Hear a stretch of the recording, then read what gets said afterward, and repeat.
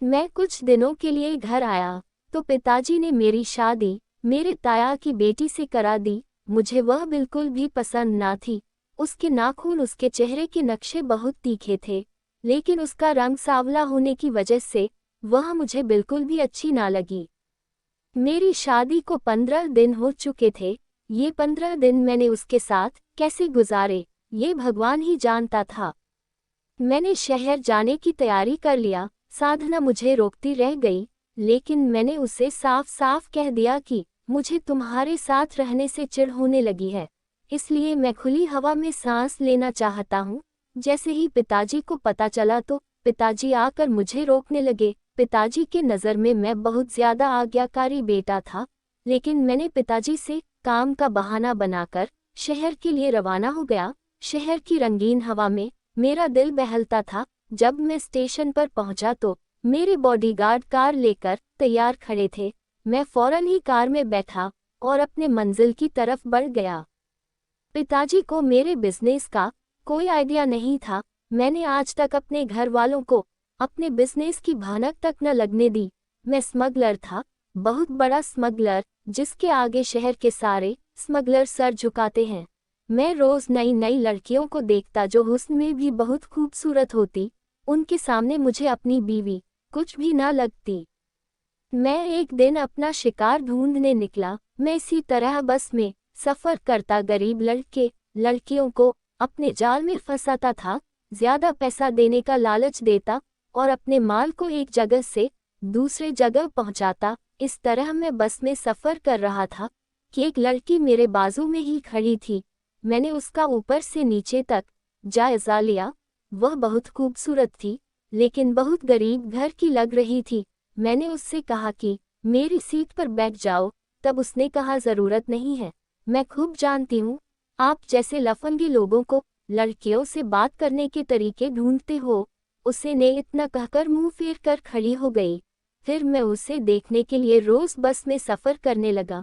मैंने अपने आदमियों को उसके पीछे लगा रखा।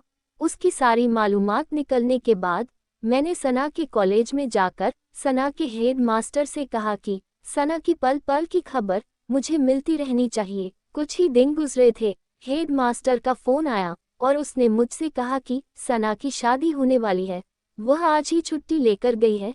तब मैंने शादी वाले दिन सना को अगवा करवा लिया और उसे बहुत दूर एक फार्म हाउस पर रखा। एक दिन रखने के बाद मैंने सना को उसके घर पहुंचा दिया, लेकिन इस सारे प्रोसेस में मैं सना के सामने नहीं गया, इसलिए सना को पता ही ना था कि उसकी शादी तुड़वाने वाला कौन है।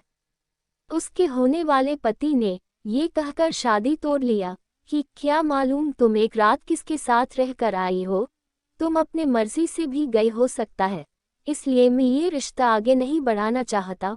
फिर सब मेरी मर्जी के हिसाब से होने लगा। मैं सना के मोहल्ले में अक्सर जाता।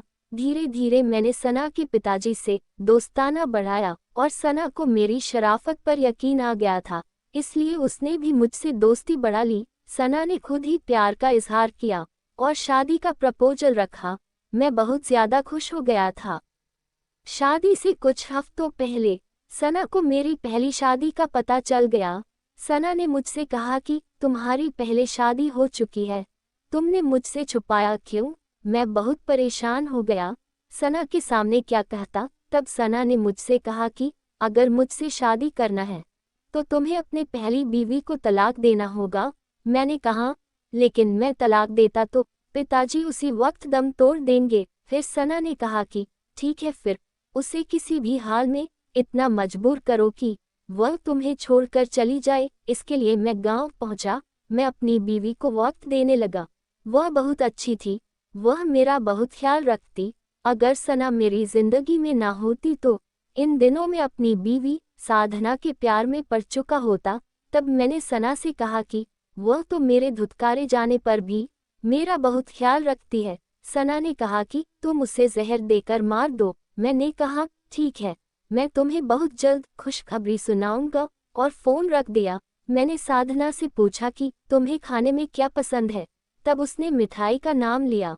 मैं फौरन ही घर से बाहर गया, अच्छी सी मिठाई खरीदा और थोड़े दूर जाने के बाद उसमें जहर मिला दिया। और घर आकर सना को मिठाई खिला दी। अब मुझे यकीन हो गया था कि इतनी जहरीली दवा खाने के बाद साधना जरूर मर जाएगी। मैंने फौरन अपना बैग उठाया और शहर के लिए निकल गया। मैं जब सना के घर पहुंचा तो सना बहुत सजी धजी खड़ी थी। मेरे जाते ही उसने मेरे सामने मिठाई लाई। मिठाई देखते ही मुझे साधना की याद आई। ना जाने वह कैसी होगी। मुझे यकीन था वह मर गई होगी। सना ने कहा, इतनी बड़ी जीत के बाद पार्टी तो बनती है, और उसने मुझे मिठाई खिला दी और अंदर चली गई।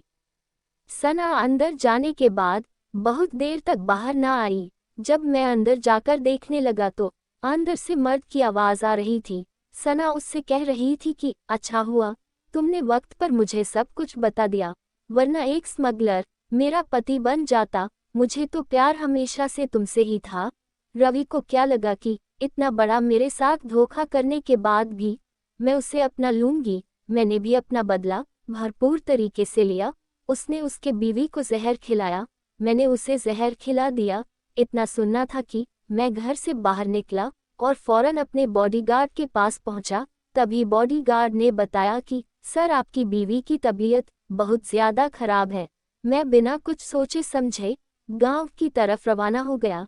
जहर तो मुझे भी दिया गया था, लेकिन मुझे अभी अपनी परवाह ना थी। मैं तो सिर्फ साधना से मिलना चाहता था।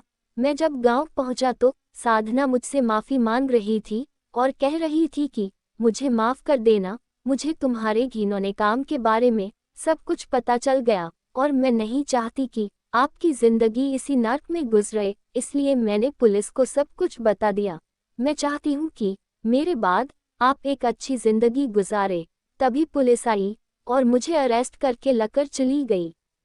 मैं बहुत दुआएं मांगता रहा कि साधना को तंदुरुस्त कर दे और मेरी दुआ कबूल हो गई। मुझे 12 साल की जेल हो गई थी।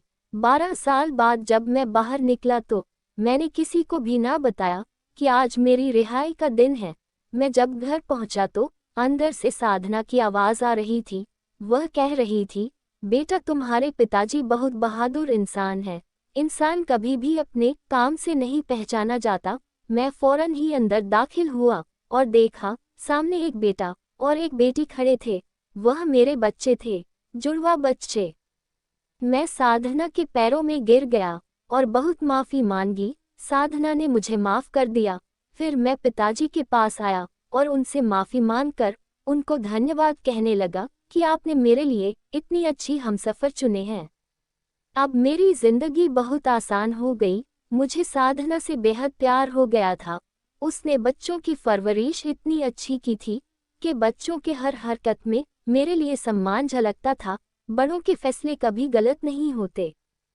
इस तरह की कहानी, कोट्स और जोक्स सुनने के लिए चैनल को लाइक, शेयर और सब्सक्राइब जरूर करें और घंटी के आइकॉन को दबाना ना भूलें।